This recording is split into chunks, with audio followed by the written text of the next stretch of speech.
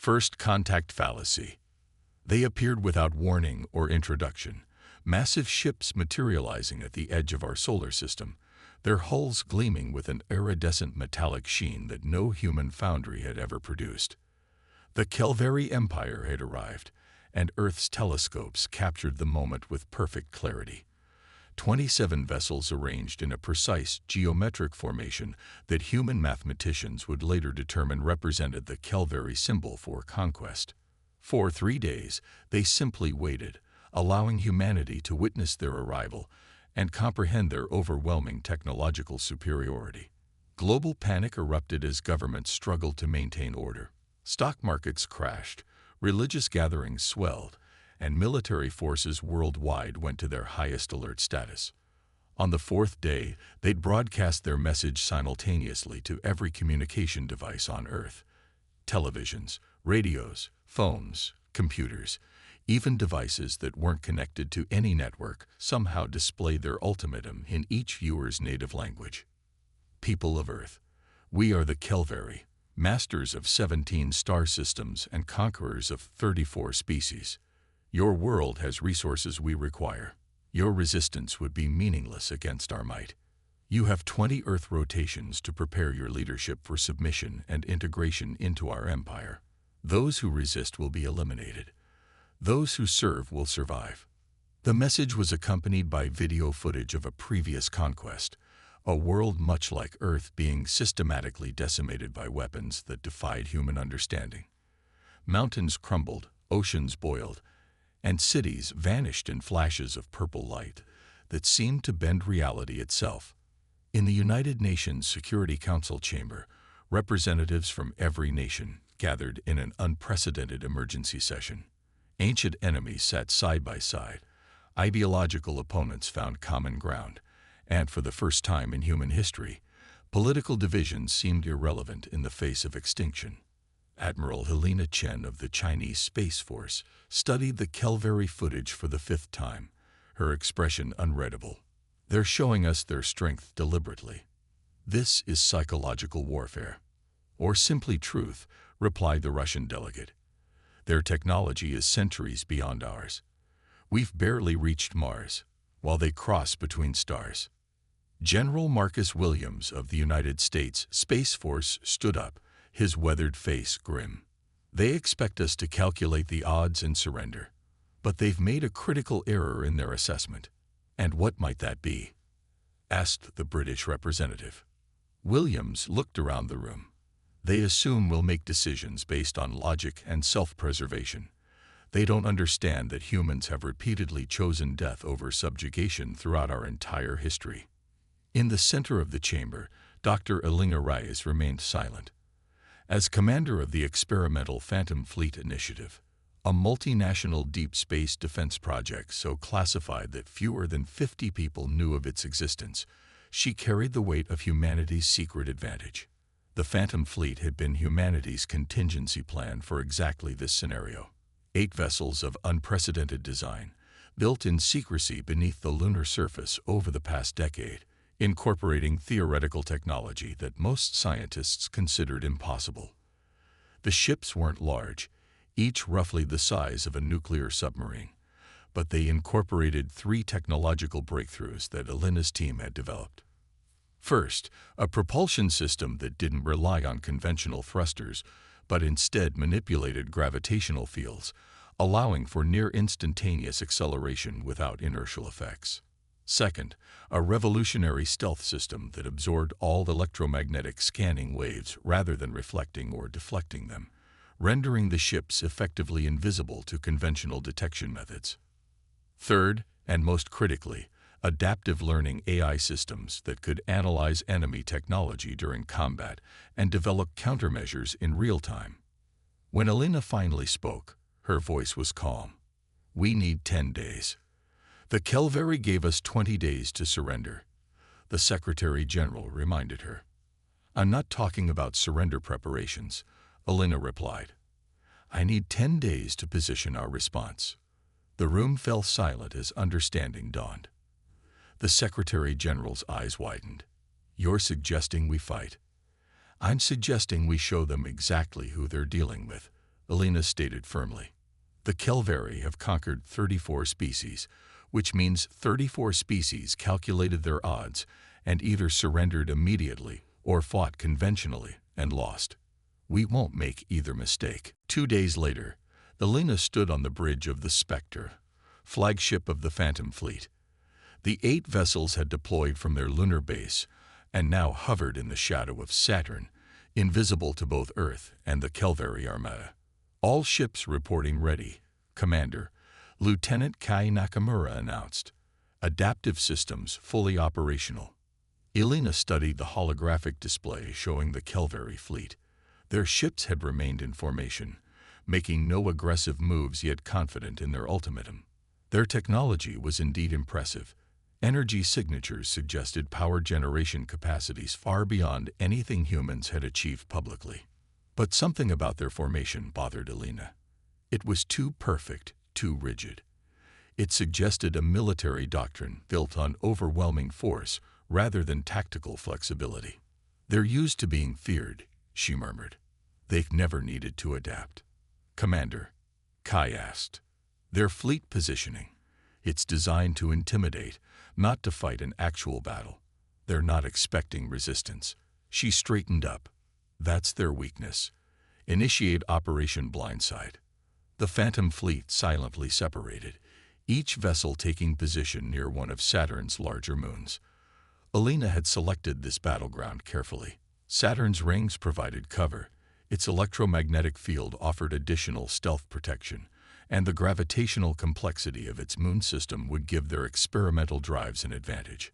"Launch the messenger drone," Alina ordered. A small unmanned craft accelerated away from the Spectre, deliberately allowing itself to be detected as it approached the Kelveri fleet. It carried a simple message in the Kelveri language, which Earth's linguists had worked frantically to decipher. "Your assessment of humanity is flawed.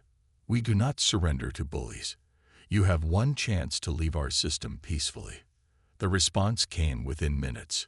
A Kelveri warship detached from the main fleet and moved to intercept the drone. The alien vessel dwarfed the messenger craft, its weapon systems powering up in what was clearly meant as a demonstration. "They're taking the bait," Kai observed. "All ships, prepare for simultaneous strike," Alina commanded. "Remember, we only get one chance at surprise." The Kelveri warship obliterated the messenger drone with contemptuous ease, the energy beam turning it into superheated particles instantly. The alien ship lingered a moment, as if to emphasize their technological superiority, before beginning to turn back toward the main fleet. "Now," Alina ordered. 8 Phantom ships deactivated their stealth systems simultaneously, appearing like ghosts around the isolated Kelveri vessel. Before the alien ship could react, precision gravity charges attached to its hull, targeted at junctions that Alina's team had identified as potential weak points.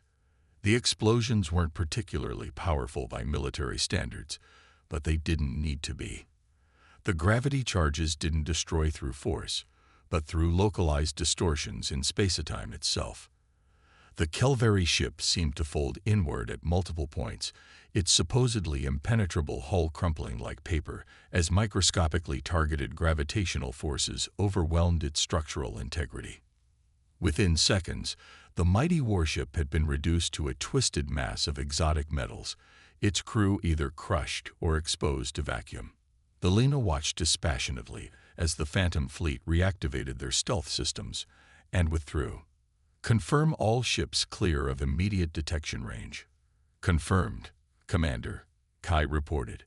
"No pursuit signals detected." "Good," Alina replied. "Let the Kelveri contemplate what just happened.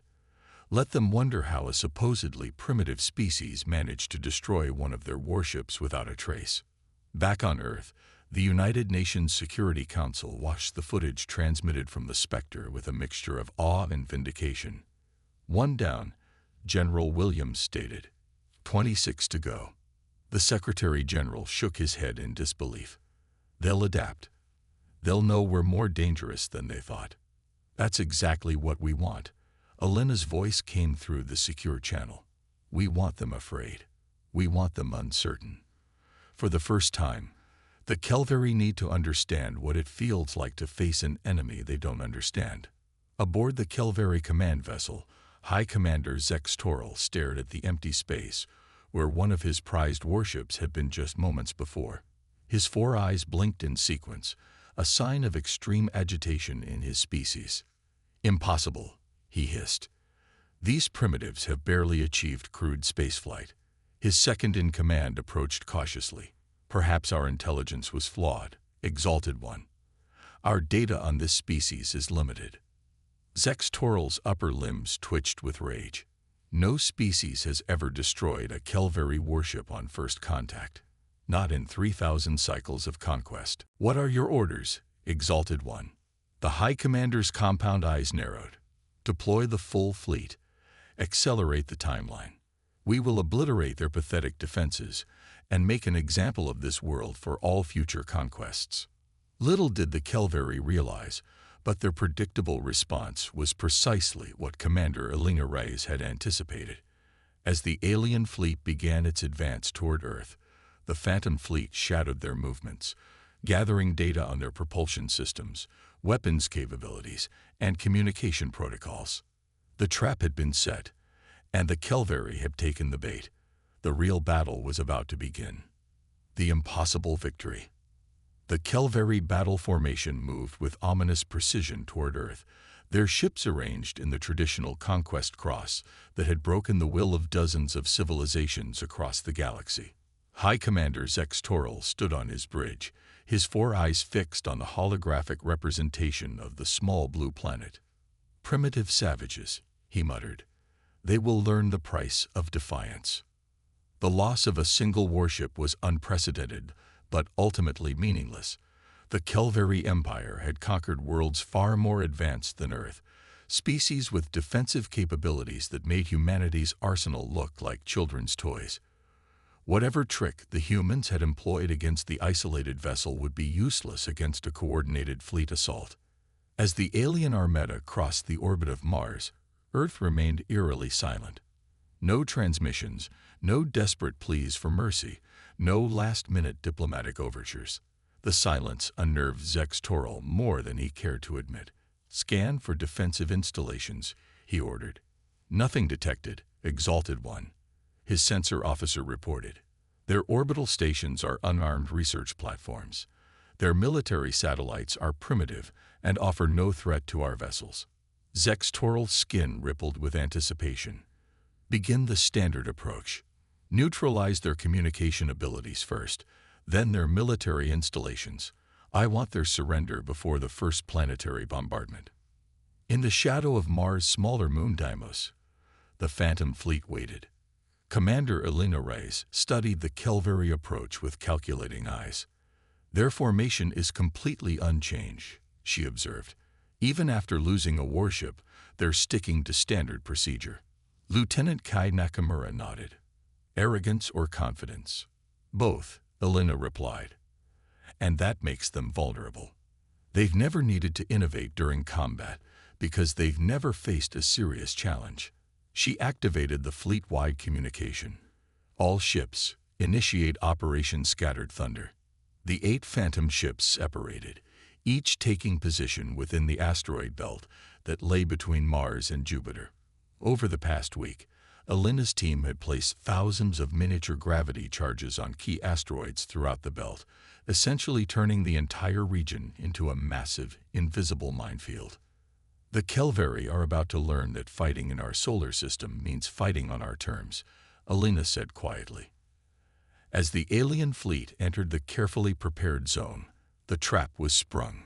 Not with a dramatic explosion or direct attack, but with something far more insidious.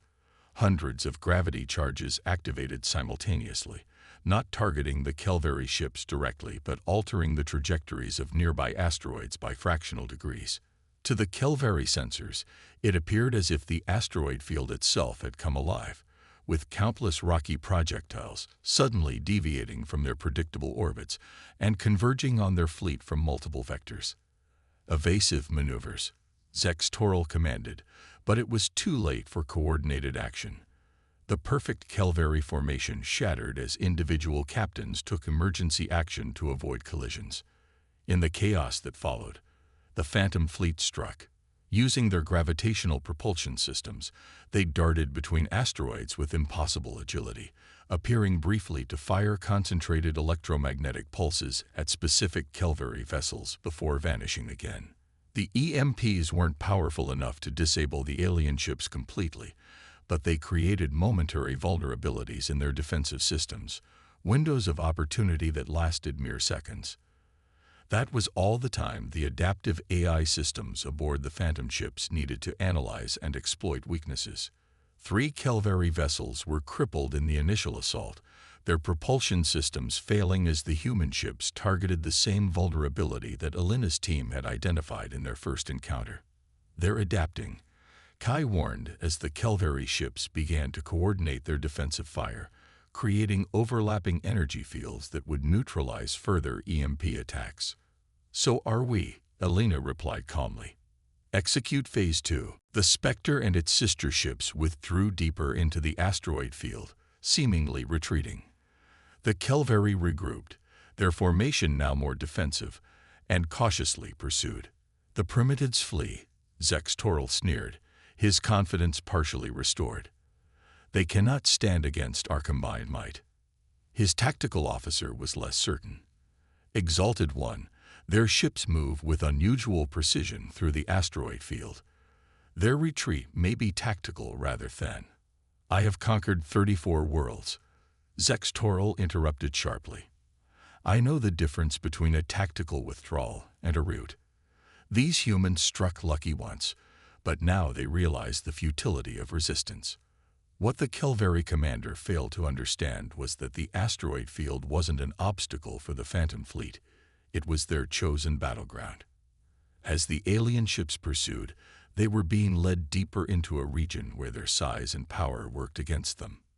Alina watched as the Calvary ships followed predictably, their rigid military doctrine preventing them from considering that a seemingly retreating enemy might be leading them into danger. "Now," she ordered. Each Phantom ship activated their gravity manipulation systems at full power, not targeting the Calvary vessels directly but focusing on specific asteroids that Alina's team had previously mapped. The space rocks, some as large as small moons, suddenly accelerated toward the Calvary fleet from multiple directions. The alien vessels' superior technology allowed them to destroy or deflect many of the incoming projectiles, but not all. 3 more warships were crushed between colliding asteroids, their supposedly impenetrable hulls crumpling under forces they were never designed to withstand. "This isn't possible." Zex Toril raged as his flagship shuddered from a near miss. "How are they controlling the asteroid field?" On the bridge of the Spectre, Alina allowed herself a grim smile. "They still don't understand. They think we've developed some incredible technology to control asteroids. They don't realize we're simply using basic physics and precise calculations." The true genius of Alina's strategy wasn't technological superiority. It was leveraging humanity's deep understanding of their own solar system. Every asteroid's mass, velocity, and trajectory had been meticulously catalogued by astronomers over decades. The Phantom Fleet didn't need to overpower the Calvary. They just needed to be in the right place at the right time to create a cascade of natural collisions. As the battle continued, the Calvary losses mounted. Their rigid formation was shattered, their coordination disrupted, and for the first time in generations, a Calvary fleet faced the prospect of defeat. "Enough," Zex Toril finally commanded. "Prepare the reality-shearing weapon. We will obliterate this entire region of space." This was the moment Alina had been waiting for. Intelligence gathered from the earlier engagements had revealed the existence of the Calvary's ultimate weapon, a device that created a temporary rupture in space-time, destroying everything within a vast radius. The weapon required the combined energy of multiple warships channeled through the flagship, a process that made the fleet vulnerable for precisely 93 seconds. "All ships, execute final gamut," Alina ordered. As the Calvary vessels formed a precise energy channeling formation, the Phantom Fleet launched their final attack. not directly at the alien ships, but at a specific point in space near Jupiter. What are they doing? Zex Toral demanded as his sensors detected the human vessels converging their fire on apparently empty space. The answer came moments later. The combined gravitational manipulators of the Phantom Fleet, focused on a single point, created a localized distortion in space, not powerful enough to damage the Kelvary ships directly, but precisely calibrated to disrupt the delicate energy pattern they were attempting to form. The backlash was catastrophic. The half-activated reality-shearing weapon collapsed in on itself, creating a cascading energy failure that ripped through the connected Kelvary vessels. One by one, their power cores overloaded, their ships exploding in brilliant flashes visible across the solar system. When the light faded, only the Kelvary flagship remained, heavily damaged and powerless, drifting amidst the debris of what had been the pride of their empire. On the bridge of the Spectre, Kay's voice was hushed with awe. "We did it. We actually did it." Elena nodded, her expression solemn. "Prepare to board the Kelvary flagship. I want to speak with their commander face to face." Hours later, Elena stood before High Commander Zex Toral in what remained of his command center. The alien towered over her, his four eyes glaring with a mixture of rage and incomprehension. "How?" he demanded. "How could primitives like you defeat the Kelvary Dominion?" Elena studied him calmly. "You made a fundamental error in your assessment of humanity. You looked at our technology and assumed you understood our capabilities. You measured our worth by the age of our civilization. Your species is barely spacefaring," Zex Toral hissed. "By all logical metrics, you should have surrendered immediately." "That's your second mistake," Elena replied. "Assuming that logic dictates our actions, humans don't surrender when the odds are impossible. That's when we become most dangerous." She stepped closer to the alien commander. "Throughout our history, we've faced extinction-level threats. Ice ages, plagues, world wars, climate disasters. Each time, we didn't just survive. We emerged stronger.